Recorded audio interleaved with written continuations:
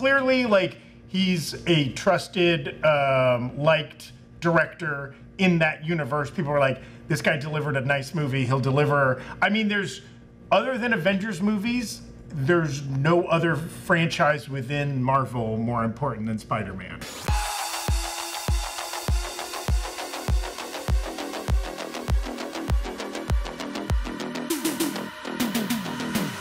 Welcome back to the break room. Has Spider-Man 4 found its director? According to the Hollywood Reporter, it has. And what does that mean for Shang Chi 2? You would think those are two different movies that should be unrelated, but they're related in a way we will outline in today's Headlines episode of the Break Room.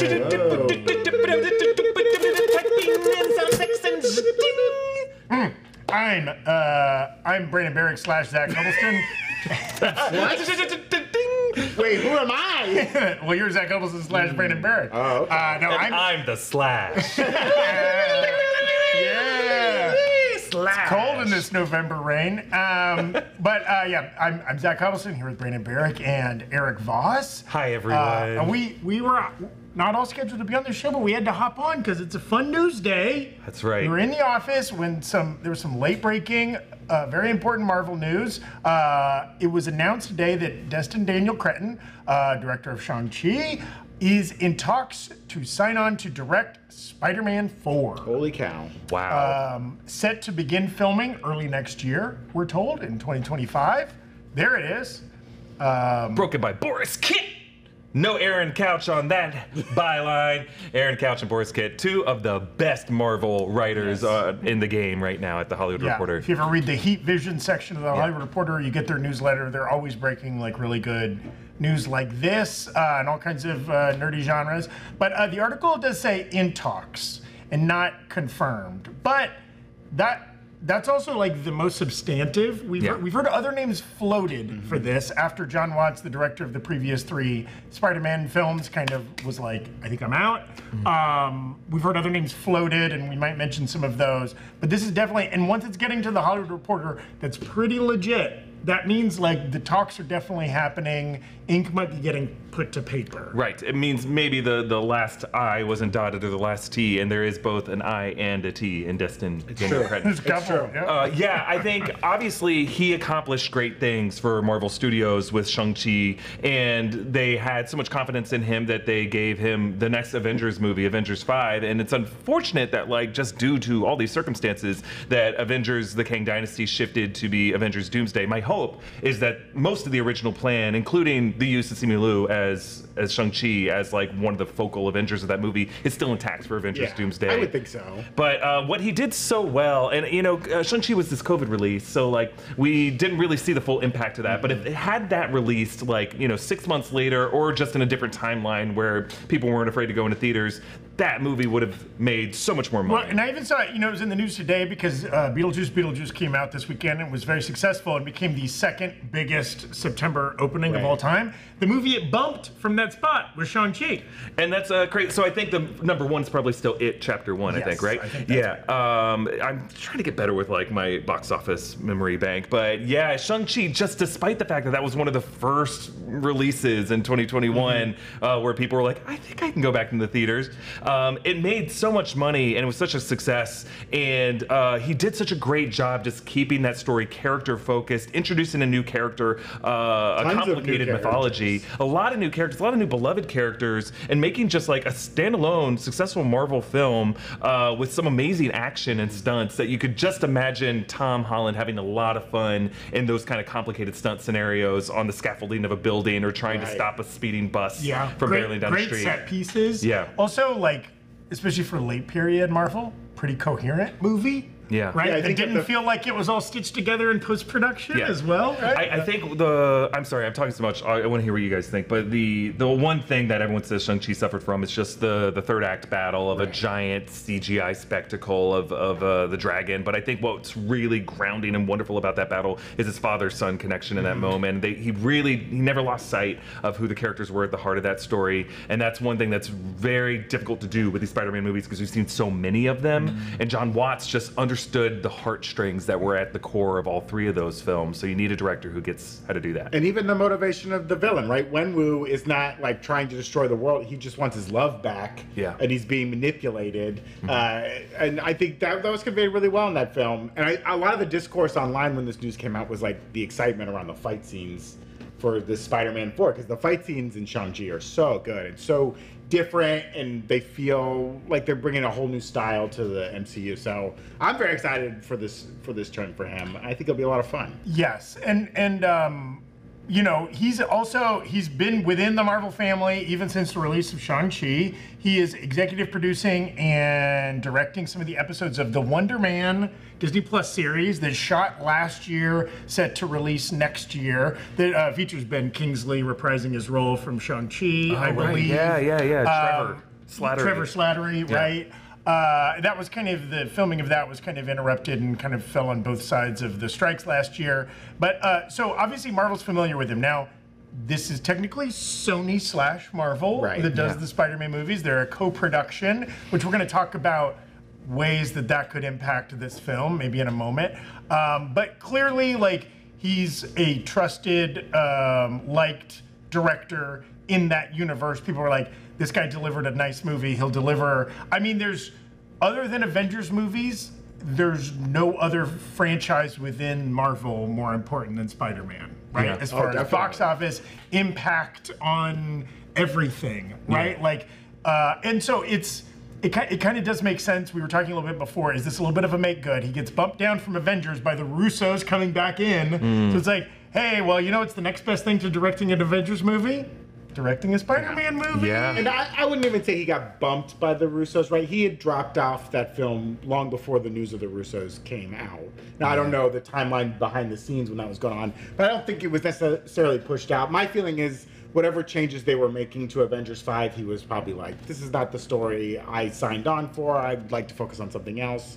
There's also talk about like, oh, this is pushing back Shang-Chi 2. I don't think we were going to get Shang-Chi 2 before Secret Wars. It always seemed like in the press when they talked about the character that Shang-Chi would play a big role as an Avenger in these like 2 Avengers movies. Then they would get to a solo Shang-Chi film after whatever the end result of Secret Wars is. So I don't think those plans have probably changed much. I have seen some rumors that like a Shang-Chi solo movie might have been in between, might have been in 2027.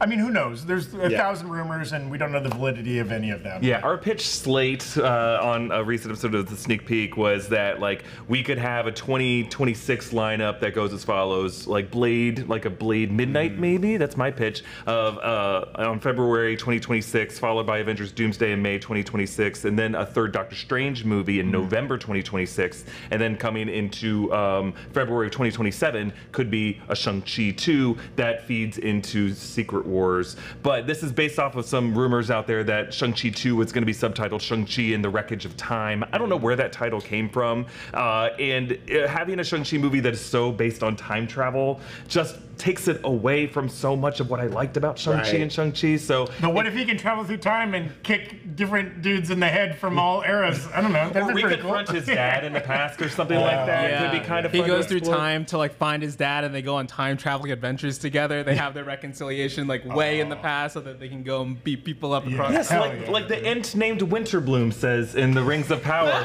forgiveness takes an age, and if you need 1,000 years over different periods of Wenwu's history for him to realize how much he needs his son in his life, maybe that's the story there. No, not at all. I think what I want out of a second Shang-Chi story is like a true fighting tournament story, and I think Destin Daniel Cretton and Simu Liu could have done a great job with that, and hopefully they still will someday.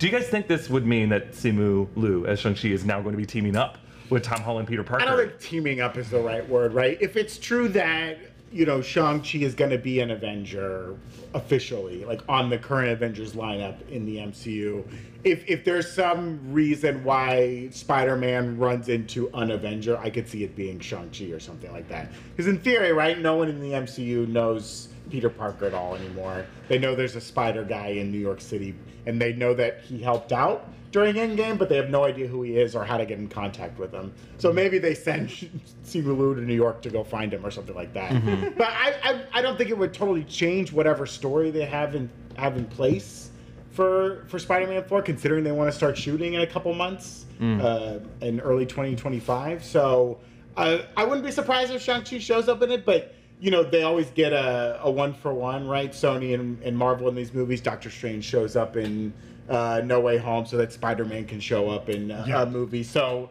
if Shang-Chi is our MCU character who shows up, it's possible. I mean, I know people want Daredevil to show up again in the Spider-Man movie in a much larger role. I hope this keeps Spider-Man in New York City. I hope he does some web slinging around the buildings of New York. I would like to see more of that. Yeah, we haven't seen enough of that. Barely any swinging around. Hardly any swinging. Yeah, I think we've seen him in Queens, but not in Manhattan as much, unless you're talking about the ending of Far From Home and then the ending of No Way Home. But like, yeah, you've seen him on clearly like Georgia backlot sets that have been made to look like highways, as opposed to like a New York street of a lot. He went to Europe for a whole movie. Like, come on. Yeah, I would prefer a Daredevil team up with Kingpin. That seems to be set up already. And I think by having Destin Daniel Cretton in there, you just need a director who knows how to do and work with stunts and a stunt crew and hand-to-hand fighting, which we want to see a lot of. So he obviously knows how to do that and is like one of Marvel's best directors at that.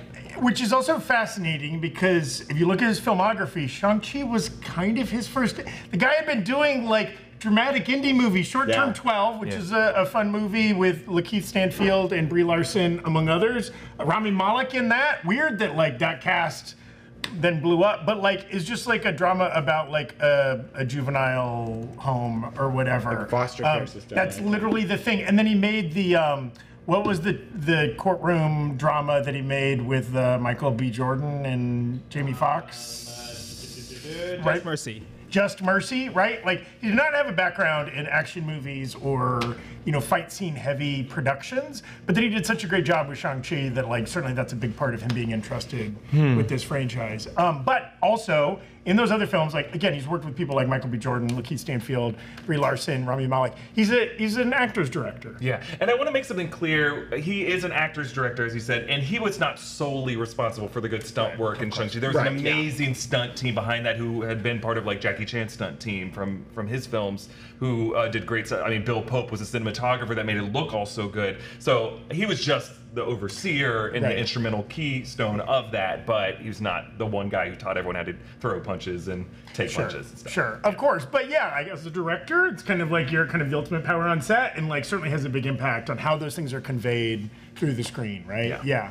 And yet, to your point about like the indie dramas too, I think one of my favorite things to come out of the Spider-Man trilogy in Marvel's and Sony's version is that final scene between Tom Holland and Zendaya when they're talking in the cafe. That scene is so emotional and so simple, and I think Destin Daniel Cretton has such a good handle on how to like work with strong emotions in that and bring that kind of flavor to, you know, this world, like Brandon mentioned, where no one remembers who Spider-Man is or Spider-Man's identity, right? Yeah. He doesn't have his friends anymore. Yeah, this kind of interaction between like how you talk to these people that you once regarded as comrades and friends, and now they just like are unaware of who you are. Yeah. So on that note, I know this feels obvious, but do we see Zendaya in this movie? I mean, for her schedule and everything that she's working on, all of her different projects, is she too expensive for this movie now? I don't think they would want her the whole time, right? Do we want a movie that's solely Peter Parker trying to get MJ back? It's just 50 First Dates, but for Spider-Man? Yeah, I mean, I could see it at the end, right? Like where he's like, I miss MJ. But, you know, if this movie wants to introduce like Gwen Stacy, I think it'd be very fun. You know, like go a different direction. Like he's focused just on crime fighting in New York City, and he's trying to push away and let her have her life. Like that was his whole reason, right? He didn't want to ruin her life. Isn't that such a core part of this character? That there's a love interest, and he's a young man going through young man stuff in his life. But it's not often always involves Mary Jane, life. right? It's often Gwen Stacy. Yeah. Now, if Gwen Stacy shows up, I mean, watch your neck, girl. Yeah, protect your neck. Yeah. Are we? Is it possible that we see Miles Morales in this? Is this going to be the film that introduces Miles Morales? Or because I mean, they can't just keep waiting forever. The character is so popular. And like the big challenge of this movie, right? It is following the juggernaut. No offense to the actual juggernaut, but like the juggernaut success of No Way Home that made all the money, was the biggest movie when it came out, right? Like Multiversal, Toby and Andrew Garfield and all this kind of stuff, right? Do we think they will almost certainly not do a multiversal story for this one? Just like that's been done. Maybe people are even a little tired of that kind of storytelling. This needs to be a more linear, ground-based, whatever kind of a thing. Yeah. Well, look, I think we've talked about this before in other videos. I just can't remember where. Like, what does it take to make a Spider-Man movie a billion-dollar movie? Is it guaranteed to make $1 billion? Homecoming did, Far From Home did, No Way Home did. Would No Way Home have made $1 billion had it not had Toby and Andrew and these other three guys? Yes. Do you think so? Maybe not 2.1 or whatever it ended up doing, but it still would have. It still would have. I think it would have with Willem Dafoe and Doc Ock and the other multiple. I don't think you needed the other Spider-Man. It's also, even for the last 15 years of the MCU, Spider-Man is still the most iconic character from Marvel.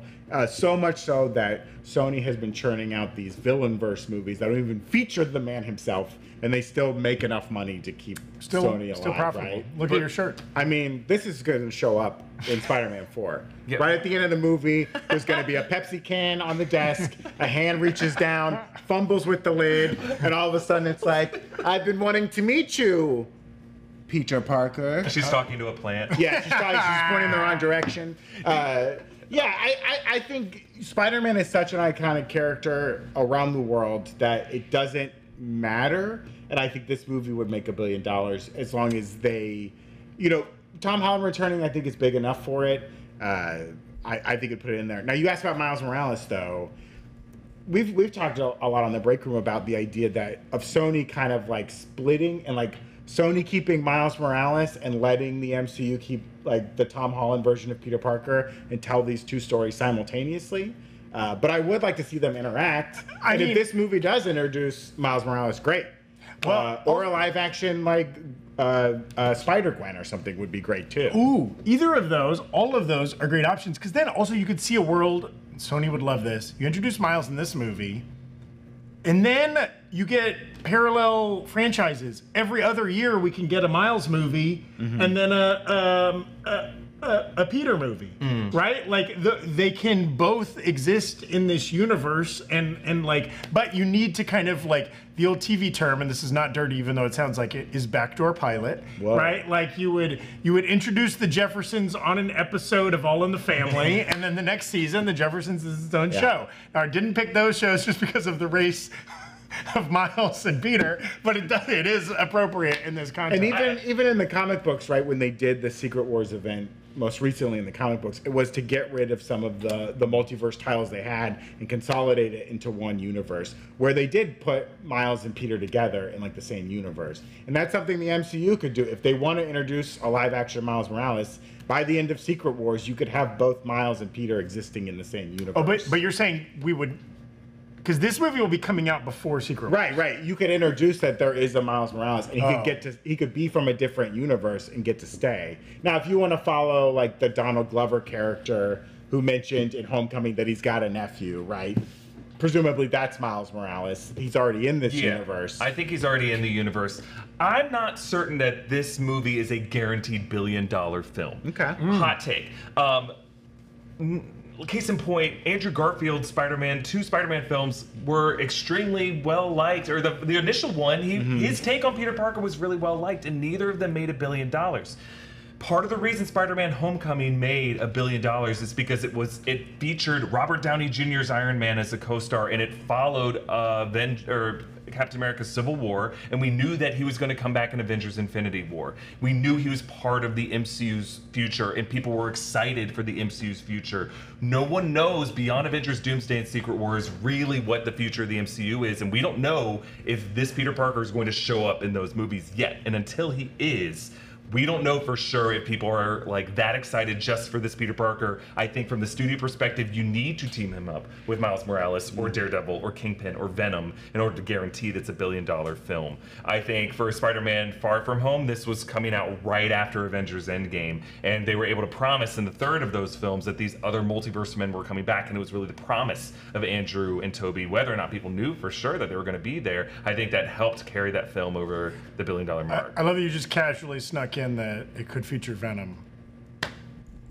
I mean, dog. I think As if there's no truth in Last Dance as its subtitle. Okay. Well, maybe not Venom, but certainly the Venom frog is going to show symbiote. us. Yeah, Hey man, I hang out with Peter Parker, New York City. It's like a swamp I was born in, baby. that frog. Now, have we Hey gotten man, I'm just eating a bunch of flies and feeling now, great. have we gotten confirmation that that's Michigan B Frog or Michigan J Frog that then has the symbiote suit From put on the him? Warner Brothers? You're gonna bring another studio into Yeah, this? I know. Hello, my baby. Oh, my darling. Okay. Just as a point of clarification, Spider-Man: Homecoming did not make $1 billion. It made just 880 million. So very Okay. close, very close. But there this you point, go. In this Further economy? evidence. What did No Way Home pull in? 1.1 billion. 1.1. Okay. Yeah, so further evidence that even with It's the tough. strength of Robert Downey Jr. as a co-star, that still wasn't enough to get Spider-Man. Well, but Now, also 880 million. But also 1.9 billion. 1.9 for No Way Home. Yeah, almost Fourth 2 billion. highest grossing. But also, don't you think it needed to be a reset in the franchise because we were coming off the Andrew Garfield and like people need to be reassured like, oh, this is a new take and it's going to be good and blah blah blah. We know you've seen 3 different Spider-Man over the last 10 years, like, but trust us, this one's going to be good. Yeah, I think, yes, you always have to do something to communicate to the viewers that it's going to be different than what they saw before. And it's going to be like, and it's not just different. I think with every Spider-Man movie, it has such a difficulty, a high bar to clear where they have to say to viewers, this Spider-Man is the Spider-Man film you've been waiting for. Yeah. That there's something about this project that like brings to life the trueness of the Spider-Man film that all previous Spider-Man films have missed the mark on in some way. So it has to get further and further diluted to the truth. And like with this, like even Into the Spider-Verse, like remember when Into the Spider-Verse trailers were coming out and we're like, oh, finally it's gonna be a Spider-Man movie that looks like Spider-Man comics. You know, finally a Miles Morales Spider-Man movie. Across the Spider-Verse even felt like it was like now gonna be teaming up. It's gonna be a true Spider-Verse story with like, you know, the different incarnations of Spider-Man that we've seen. So with this one, it feels like we haven't had like a really good street level Spider-Man story yet. We haven't had like a black suited Spider-Man yet. We haven't had like the Future Foundation Spider-Man suit yet. So it has to like speak to something that comic readers and lovers of the Spider-Man character have felt that they have missed in past movies, and that's going to get further and further. It's going to be harder and harder. Agreed. With every future Spider-Man. Because film. also, by the time we see this movie, we will have seen Your Friendly Neighborhood Spider-Man, the animated series. We will have seen, in theory, the 3rd Spider-Verse movie will be out by then. That's an indeterminate release date right now. In theory. In theory, yes. But They like, might not finish it in time. That's true. Who knows? We hope we see it before 2026. Yeah, agreed. And even though this is like, you can make a pretty strong argument that Spider-Man right now is the most popular superhero character. Again, just based on Halloween costuming alone, especially when you combine Miles and Peter, like that is the costume you see the most frequently. That is like has the biggest cultural cachet. But I think you're absolutely right. There's still like a curve there, and Tom Holland's only getting older. Dang. Not that he's an old man. I think I still got him. You could take him. No, I got him on years. I will always be older than him. But Yeah, and what's most important is that you just let Spider-Man cook. And speaking of cooking, we want to thank our sponsor today. look at that transition, folks. I myself, That's a professional. I have a lot of fantasies, okay? And I Oh. personally fantasize about having my own personal chef. Sure, but why don't you talk about some of the other ones too? No. I'm talking about this personal chef I have. Fine, we'll guess about the other one. I'm talking about a chef that can do all the hard work of menu planning and meal prep. Someday I'll get there, Zach. But in the meantime, I've got Cook Unity. Cook Unity is basically a pipeline from your home to dozens of talented chefs that cook delicious, inventive meals, fresh every day in regional micro kitchens, not warehouse production facilities. I'm talking micro kitchens. They shrink these chefs down to a size you can't believe. Pim particles are That's involved. right. That's right. They use those little pots and pans from dollhouses. You know what? They have like James Beard Award winner, Food Network people, including a chef we're both big fans of. What's his name? French guy. Ludo? Chef Ludo Ludo? Lefebvre does some of the meals on Cook He Unity. loves butter. Ooh, yeah. Butter. Good You stuff. can't have enough of it. It You can't have makes enough everything beer. better. Yeah. Petit Toit, been there, eaten there. Spent a lot of money there. Cook Unity is the first chef-to-consumer platform that delivers freshly prepared, pre-selected meals right to your door weekly. The subscription is super flexible. You can pause, skip weeks, or cancel at any time. It's super easy to do. Go to cookunity.com/newrockstars50 or click the link in the description and use my code, not Zach's, my code, NRockstars50 to get 50% off your first order of Cook Unity meals to try them out for yourself. We also remind you to check out nerdriot.shop where you can get some great new Rockstars merch. I'm wearing a classic, the Madam Web shirt that features an iconic line. You know it. I don't have to read it to you. Zach's got a shirt on from the Deep Dive line, I believe. Yeah. It's a classic. Yeah. And we won't speak about what Eric's wearing. But you can get all sorts of great merch from nerdriot.shop, and it's a great way to support the channel and all the great work we do here. Yes. Check it out. We've got new designs going up all the time. We were pitching some designs today. Ooh. For you wicked heads Some out fun there. ones coming out. Keep your eyes open. Keep demanding wicked merch. Yeah. She's dead. Oh, that's a good shirt. The Witch of the West is dead. Should we just start at the beginning? The wicked is which there ever was, the enemy of all of us here in Oz. He's dead. Zach. Good news! Good news! Look, it's Glinda! Fellow Aussians. We can do the whole show, folks. We can do the whole show. Zach knows all of Act 2. 24-hour stream? I sat in the front row and saw Idina Menzel in Wicked I can't believe on Broadway in like I can't believe 2003. you got to see You this. got to see Idina Yeah. and hear her unrehearsed voice because she felt she doesn't need vocal lessons or rehearse. So often when you see her live, her voice I got cracks. screwed because I saw Nadel Nazim do the show. Damn, dude. TheWish.com. I saw Eden Espinosa and she was incredible. So good. The only Broadway play I've ever seen, one of the only kind of like big production musicals I've seen, peeled my wig back, but I can't tell all the lines like you guys can, so kudos to you. Evan, are there some questions in the chat? Yeah. About Wicked or maybe about Spider-Man or whatever. We done talking about Spider-Man? Can we talk about Wicked? First question is Fundamentals Podcast asking, are we getting a Venom Frog shirt? Oh man, I want the Venom Frog shirt now. What would be the pitch? It Is would just be, the it would be image? three frogs going Venom Last Dance. Venom Last Dance. That's pretty good. Where my Budweiser kids I mean, at? good. some of the graphics that they released today look like you could pop those right onto a shirt design. There was a great. No, not that we will. I'm just saying, like they almost look like t-shirt graphics. There's like I think kind of the they are, Venom yeah. face I with like- like the just the word Venom. I like the Billy Bass Venom mounted on the Yes. wall. That was Yeah. my favorite. I like that one. Yeah, we want a Venom Frog shirt. Let's go. There's lots of questions about the plot of Spider-Man 4. Obviously, there's no details yet. You guys have shared some thoughts. But people like Sean Villanueva in the chat, in the YouTube chat, asking, like, and lots of others, is this going to be multiversal or is this going to be street level, right? Like, what, or like in the friendly neighborhood? What do you guys think? That was the big rumor, right? That was the debate between Feige and Pascal. That Feige wanted street level, Pascal wanted the multiverse to maybe bring in some of these Venomverse villains, right? Or something like that to give those more credence. And then the rumor was that like Feige won out and it was going to be a street level story. Again, totally rumors. Yeah. I personally want a street level Spider-Man because it was very fun to see a Peter Parker who had access to Stark technology. We got the Iron Spider, we had all these cool gadget and stuff. But now I'm kind of excited to go back to like the traditional comic Peter Parker who's barely getting by, living in a crappy apartment with a bad door, and just trying to make his way through the city, right? Working gigs. Yeah, getting beat up, getting hurt, like Looking for on the his Daily own. Bugle. Yeah, that's what I'm excited to see, and I hope, and with all the multiverse stuff going on right now, it would be great to see just like Peter Parker in New York. We've also seen both in Marvel and Sony Marvel and DC, we've just seen a lot of multiverse. I think we're all ready for a different kind of storytelling. Now, with that said, and I do hear Erik on like, and you can't just put Spider-Man on the movie and guarantee it'll be a giant hit. What else can you add to this movie if it's not time travel, if it's not multiversal storytelling, if it's not Deadpool and Wolverine bringing back, everybody you loved in the 90s and early 2000s? What else could you add to this that makes it feel special?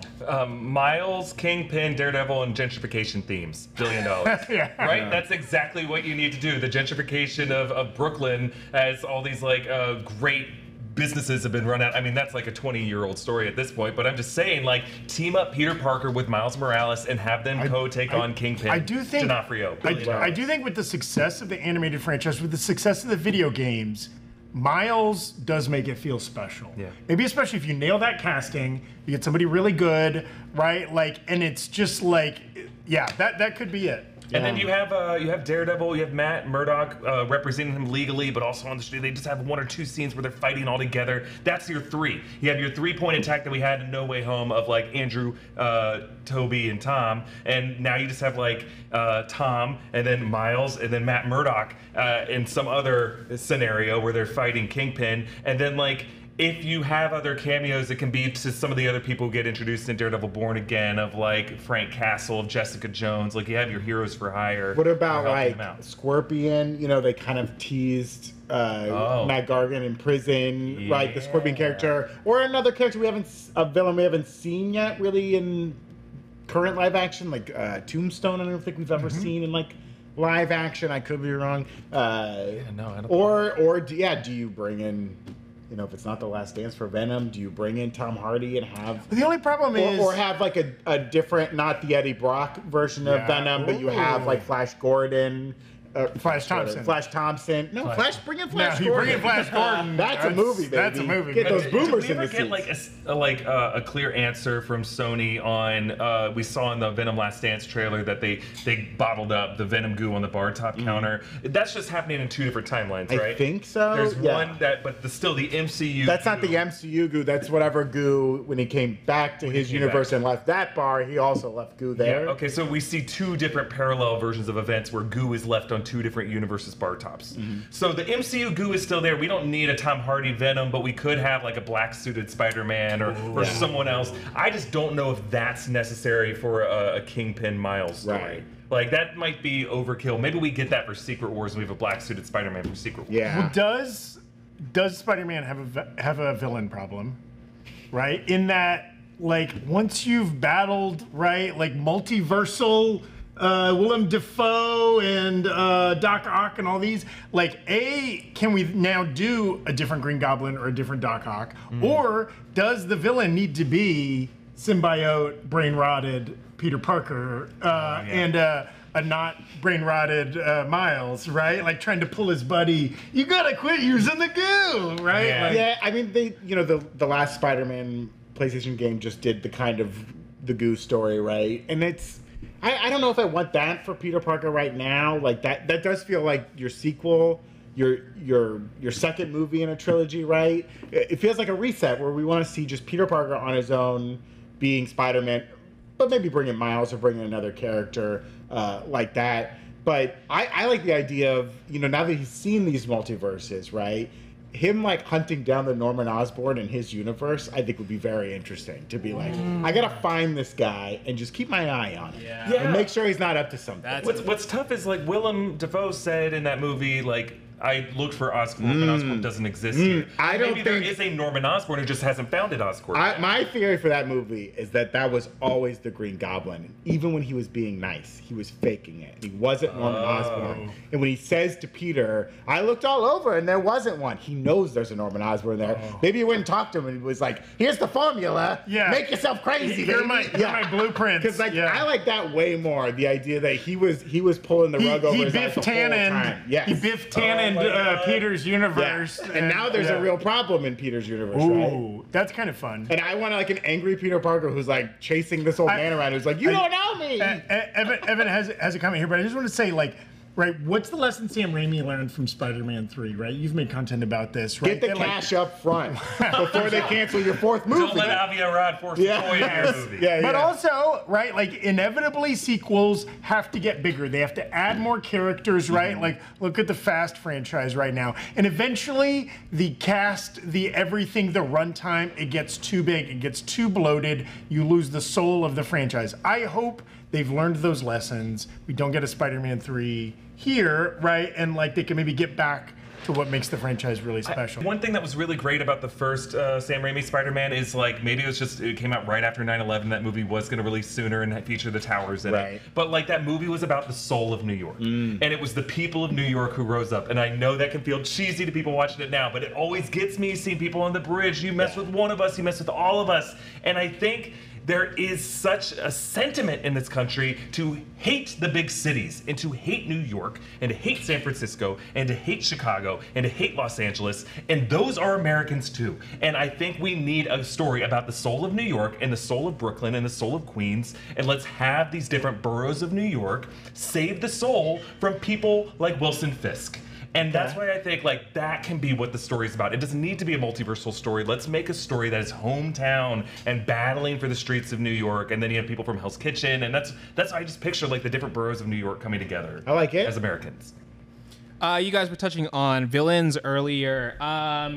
Real quick, yes or no? Kobe-Wan Kenobi asked, do you think we see the Scorpion from the post-credit scene come back? I would like to. I would like to see that paid off. Could he like show up in like the opening fight sequence that ends with him getting tied up with webbing and thrown over a lamppost or whatever? The rhino from Amazing Or Spider-Man. like the way that The Dark Knight was a story about the soul of Gotham City, and it has that opening act where the Scarecrow gets disposed of in the opening act. Like he can just be someone who pops up in the world. Yeah. 100%. Yeah, opening set piece. In that same vein, Claudia asked on YouTube saying maybe Spider-Man 4 could have a female villain. You guys mentioned Black Cat. Lots of people like Spidey Sensei 72 asking Sydney Sweeney as Black Cat. Someone else? What do we think? We know why you're asking for Sydney Sweeney as Black Cat. We know what you want. We know what you want. We've seen the comic art of Black Cat's costume, and we know what you want. Actually, I don't recall that. Can we pull that up? For the sake of my marriage, don't do it. Well, I will say, again, talking about the Spider-Verse franchise, they did a little gender flip on Dr. Octopus, and it was kind of nice. Do we see that with one of these other villains? Do we see a Norma Osborn or whatever, right? Yeah, I don't think like Black Cat is enough of a villain to like to be the main villain of the movie. And most people enjoy Black Cat when they team up with Spider-Man and like they're doing something together, and she's tricking him into committing a crime that he didn't want to commit. I see her as like a very it's like Catwoman, where it's like they're neutral evil, right? They're stealing from the rich. They're not so bad. Yeah. A queen pin? Queen pin. Okay. No, that's I mean, here's your villain right here. Let's get Madam Web. Yeah. Dakota Johnson come back. She's sitting on the sidelines. She thought she was in an MCU movie the first time. Well, she's gonna have to share the screen with Morbius. That's I don't know true. how that chemistry's I mean, I say put Morbius in this movie and kill him. Bring the blue blood. Let's go. Yeah, give him the red and make him dead. That's what I say. Finish him off. Speaking of villains, McJack Attack and Gookie for Smash, both asking, what about Ned? We didn't really talk about Ned in this kind of transition here. Could he come back as a Hobgoblin type character? Do we think we see anything in the kind of like he's got the magic? Do we think we see him go on this alternate course now that he doesn't have Peter Parker in his life? Also, is there a world where we don't have Zendaya as an important part of this movie, but we do have Jacob Batalon as an important part of this movie? I think so, just from purely a budgetary perspective. Yes, it's very doable. Yeah, I mean, I think by making him a sorcerer, it kind of makes it harder for him to be Hobgoblin in a way. Like, it seems like they were taking a different direction. I was not crazy about making Ned a sorcerer. And that, I think it was meant to more. It was a device to get from A to B, right? And we do have the same writers coming back for this film, right? Eric Summers, Chris McKenna are the same. Is No Way Home? Yeah, and I think that to me is what signals like continuity from these films, because it was really their script, which I think is an underappreciated script. Like John Watts gets some credit, Marvel Studios and Sony gets credit for that movie, but they came up with like a pretty structurally that was a tough. script. That's a tough Not movie an to easy pull movie to off. write, Yes. Especially when you're making the decision. He's like not really fighting all the villains, right? He's trying to help them and fix their timelines and get them back home. You could do a story where Ned, had this experience and he's at school. Did the spell wipe his memory of being involved in those events? Yeah.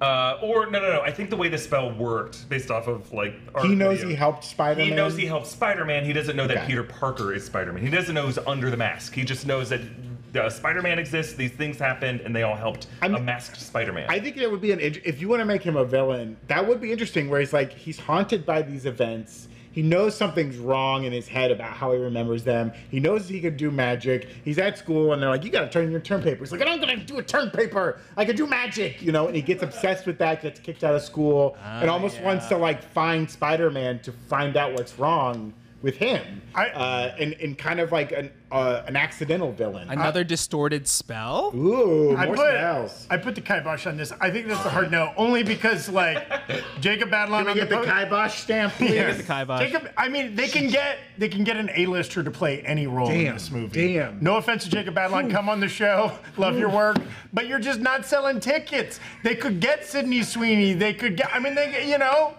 they can get anybody they want. You're right, They're not going to settle for Jacob Batalon just Yeah. because of the canon of the franchise, right? Yeah. 100%. Rough Landing Tony asking, do you think this has been what Tom Holland was teasing on Instagram?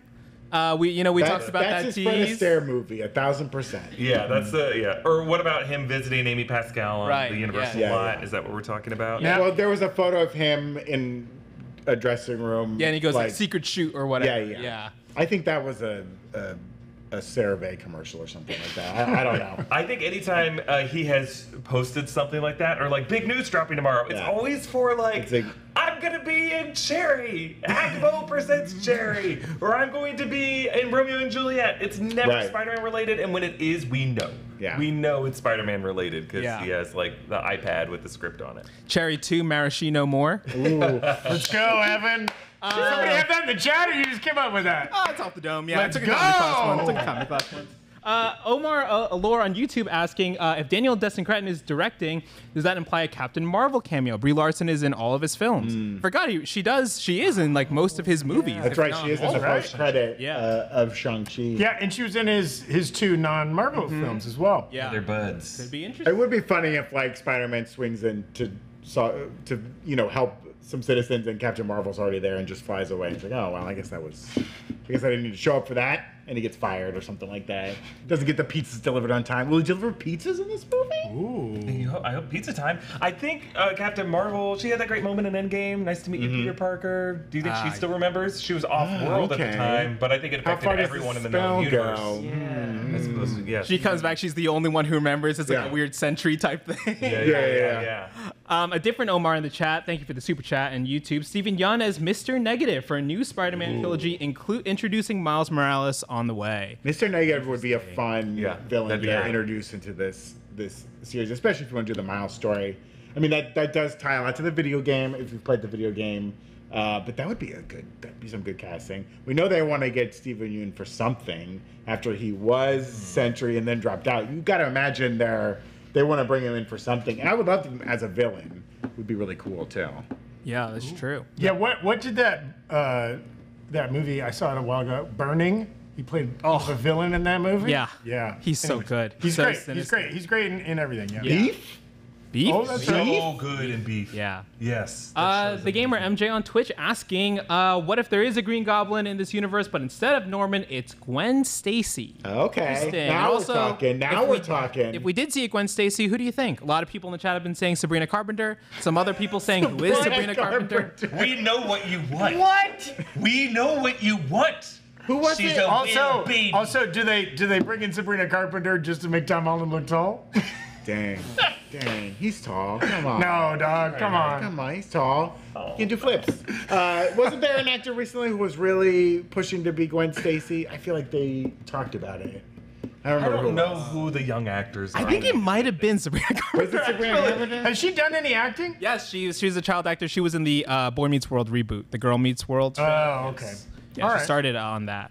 I mean, she's talented. But I do. One thing I like about like the Spider-Verse is that when you go to a different universe, they take the same characters and kind of shift them I around. mean, and MJ, right? In this one, Right. It was a play on that. And yeah. like in the Spider-Verse movies, Peter Parker becomes the Lizard, right? Which is like fun, and I would love to see more of that in the MCU, where like they're not going off the main 616 comic arcs for these characters, and like twist it around, make Gwen Stacy a villain or something weird like that. I think that would be a lot of fun. Well, it would also be interesting who they pick. Until No Way Home, this version of Spider-Man, they had kept the villains pretty grounded. Nothing supernatural, no mutated lizards or whatever, right? It was like tech entirely. right? Obviously, No Way Home, when you have Rhys Ifans' Lizard getting in there and Electro, and there's a little bit more of that added, and Doctor Strange doing magic. But like, it'd be interesting if they could go back. Could they go back to a tech-based? I mean, bring back Mysterio. Yeah. If Mysterio's not dead, do you get Gyllenhaal back in the saddle? I would like it. I'm here for that. Yeah, it seems like the way things ended in No Way Home, they were really just trying to reset him as like a Spider-Man who, sews his own suit and is like a grad student or someone just trying to get his high school diploma because all his records. Gotta get that GED, dog. Yeah. He needs a birth certificate. Kind of wrapping up here, Beware the Dreads with a fun theory. What if the next movie is Peter trying to prevent the villains that his variants had from coming to fruition in the 616, but he ends up causing them to become different villains? Yes. So that could be really there's your fun. multiverse story angle for sure. But all keeping it in this universe. He finds somebody named Norman Osborn. He prevents them from learning technology, but instead they mutate into a lizard. He meets at Doc Connors, who's constantly almost chopping his arm off, and he's like, Yeah. easy there, buddy. He's like, oh, Peter, hand me that circular saw. No. Easy, buddy, easy. He lets Doc Ock keep the power of the sun in the palm of his hand, and nothing goes wrong with that experiment. And he becomes like, he invents a new clean energy. Yeah, but then a lab tech just gets so like jealous. He's like, that was my invention. And then, he becomes kind of like a little creature who says, my precious, my precious. Yeah, he becomes Senor Squid. There we go. Kind of wrapping up here. We're talking about kind of like alternate castings and stuff. Crazy World. Z Dragon Slayer asking, what about Austin Butler as Gwen Stacy? Hell yeah. That's Gwen Stacy. Oh, mama. As Greg Stacy? Greg Stacy. I mean, he could be Gwen Stacy's dad, maybe. Oh, how? No, he's like 29. Gwen Stacy. You age him up. You just age him up for the movie. You hire Austin Butler to put old age makeup on him? Yes. That's an iconic Austin move. Butler, 33? We know what you want, so let's do some Austin Butler as Gwen Stacy. Okay, well, what if, oh, mama, this is my daddy, Captain Stacy. Oh, mama, that's quite a trolley problem you got there. Oh, mama. Oh, my neck. Oh, don't let it snap. Oh, bubba. I say bring back Bryce Dallas Howard as Gwen Stacy. So in this version, when Gwen Stacy falls from the bridge, Yeah. when she hits the ground, rather than her neck snapping, it's just her hips hit the ground. Yeah. Her body just keeps like sandworming around the ground. keeps- I'll have a green goblin for Christmas. I like it. Okay, that's all we got. that was good. That was good. I think, I mean, let's be honest. Austin Butler for Miles Morales. Let's go. I can't endorse They gotta that. get Austin Butler for something. Put him in the Spider-Man movie. He can call his own shot, don't you think? Like, he can get, if he went to Feige or Pascal and was like, give me this role. Ghost Yeah. Rider. Oh, Yeah? Ghost Rider would be Blaze. pretty good. Yeah. Or do you think he's just biding his time? Do you think he's like, Ruffalo can't be Hulk forever, or Tom, Yeah. he's probably the same age as Tom Holland, so it's not like he can wait him out or something. But if there was another, I guess, 2.0 Iron Man or whatever, right? He could call his shot. I bet you he went out for Kraven the Hunter. I bet you he Okay. auditioned. Oh, because 3 years ago he was not at the place he's at now. Yeah. Yeah. I bet you he auditioned with Aaron Taylor Johnson, Oh, sure. He's out there going, oh, mama. I'm sure I'm he read hunting for those Reed- lines. for Johnny Storm too, right? They must have Ooh, been up for the that's same a good roles. what if. Yeah, I don't think he. Come on the show, MCU casting director, who can give us all Sarah the Haley people. Finn, Sarah. get her on the show. Come on the show, Sarah. Yeah. Yeah. He's got to be in talks, right? He may just say no. Like, I Right. don't know if he's Yeah. interested in taking He was like, I don't need this, right? Like, Silver Surfer. I think he'd be a fun Norton Rad Silver Surfer, right? for sure.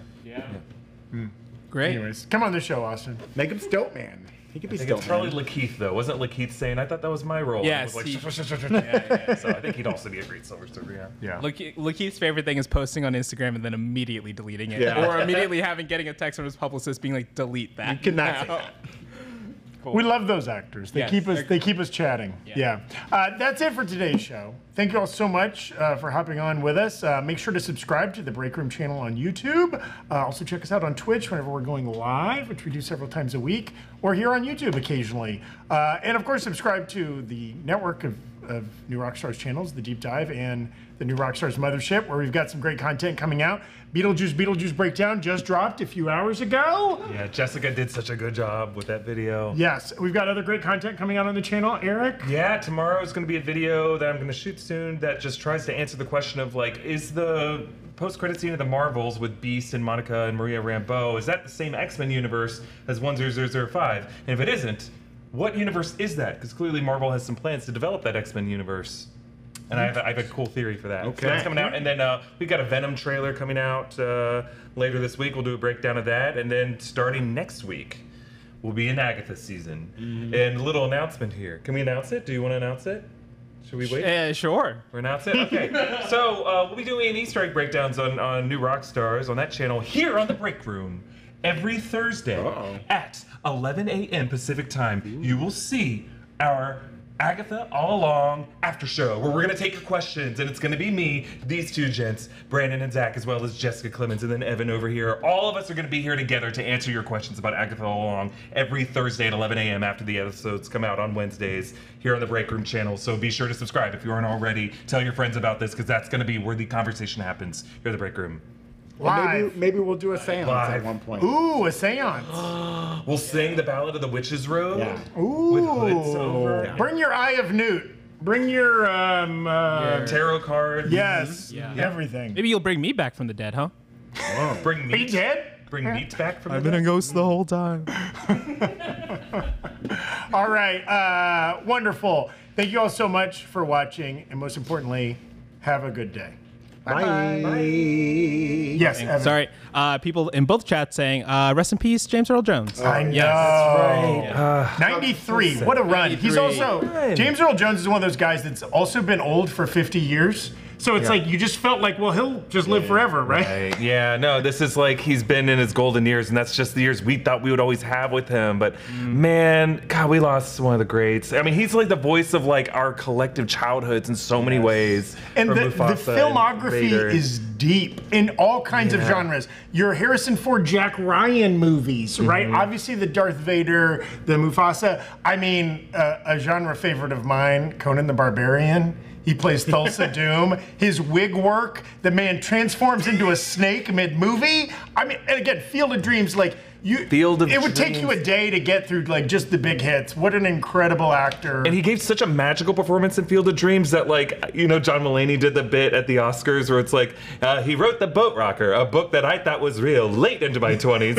And like, seriously, I thought he was like an actual, he was playing like a real person, like who had written, like, not realizing he was based on J.D. Salinger. I thought that author was a real person in history that he was just playing a biographical version of. Throw in the chat your favorite, like, low-key or lesser-known James Earl Jones CNN intro, performance. dog.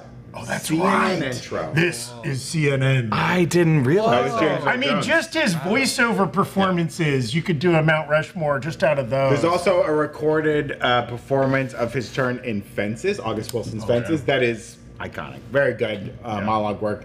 Now, he also, he has, when we talk about using actors' voices or likeness beyond after their death, he has worked with Lucasfilm to develop, like, the Darth Vader voice, like a synthesized version of it that they've used with his permission. With his permission. Yes. So with his we'll keep permission. hearing his voice as Darth Vader, and that was all like, that was allowed by him. So that's not something you need And to in feel theory, bad about. his family, his estate will be Yeah. compensated for that. Yeah. Yeah, I think the fact that he was okay with this, like he knew what the technology was. He they brought him in, and he actually did the physical production and was paid for that and signed off. And he knew where gonna Lucasfilm keep was at using Darth in the Vader's voice, 2020s and how they now make new projects using this version of Darth Vader. I think he was okay with Darth Vader living on. Yeah. We'll see what more they may do with the character after Hayden Christensen passes someday in the future. If they bring Anakin back in some weird form, how we will talk about it then. Are you wishing for Hayden Christensen's death? No, I'm gonna die long before Hayden Christensen. That's right. He'll does. bury There's us all. no way I'll Yes. outlive him. People in the chat mentioning Roots and The Sandlot. Oh, The yeah. Sandlot. Oh yeah, Sandlot, Yes. another big one from our youth. With the giant dog. God. I watched Again. Sandlot so much in summer camp. Every day, it's too hot to go outside. They put on Sandlot. I've seen that movie more times than you see Groundhog's Day in Groundhog's Day. Wow, what was the name of the dog in Sandlot? Does anyone remember? Monster? Gladiator or Zeus or Zeus? something like that. You're right. Hercules, something like that. Yeah. Let great. us know, chat. Don't look it No, up. it's the Beast. The Beast. Yes. Sorry, Yeah. you said don't look it up as soon as I looked it up. He names his dog, quote, the Beast. He goes, No, "The or is that what the Beast, time kids for called dinner." him? The kids called him that. Yeah, but what does he have? Yeah, a but pet then name I for think the he has a dog? different name for him, doesn't he named Anyways, his dog Venom Frog. He had that foresight. he knew. Okay, so yeah, shout out to James Earl Jones. What a titan.